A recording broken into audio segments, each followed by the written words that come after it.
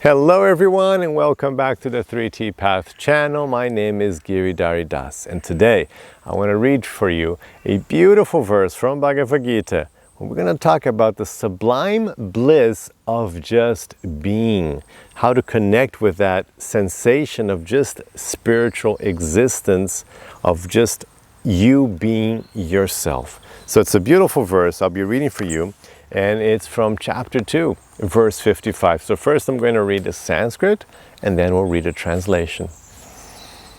Shri Bhagavan uvāca prajahāti yadā kāmān sarvān pārtha manogatān ātmany evātmanā tuṣṭaḥ sthitaprajñas tadocyate.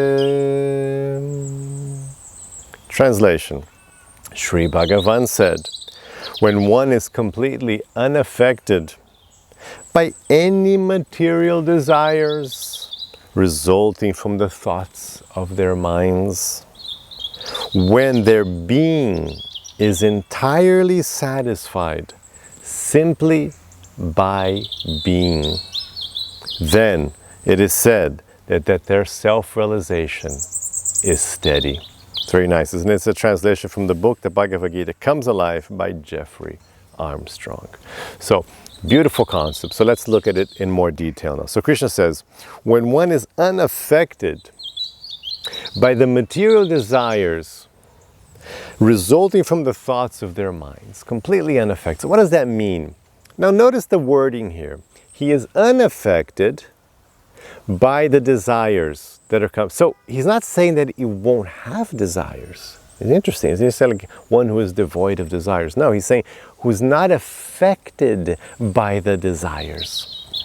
And this is in line with another famous Bhagavad Gita verse where Krishna says that desires come into the mind like rivers into the ocean. So he gives this comparison between desires and your mind being the ocean. So rivers are always coming into the ocean, right? I mean, you remember this from your school days, right? So rivers are always flowing, they're always coming into, they never stop, there's never a day. Now for a second, do rivers not keep pouring, millions of gallons of water into the ocean?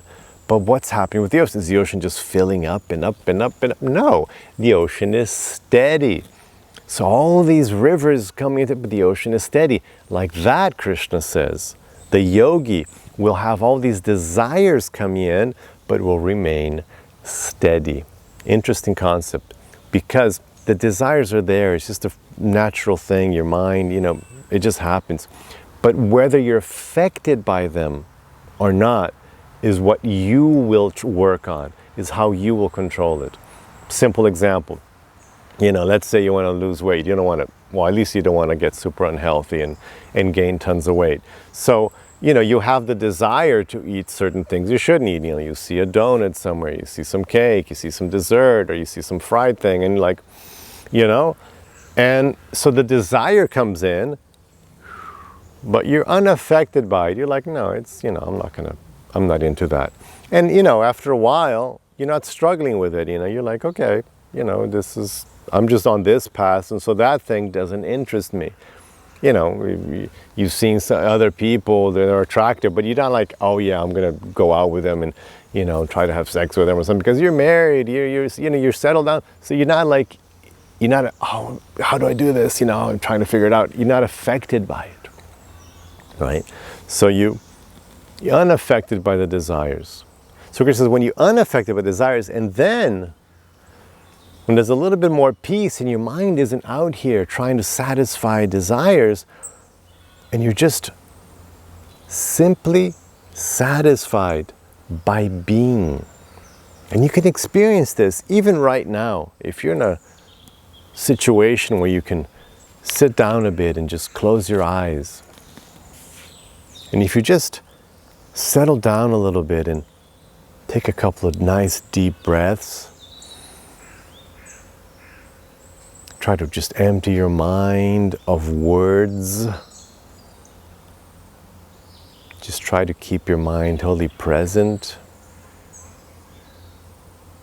And then if you just settle your mind like this for a little bit, you can experience I am. Just existence. Just the bliss of existence. It's right there waiting for you all the time. Always available. Just consciousness, conscious of consciousness. That's what it is. You, Atma, conscious,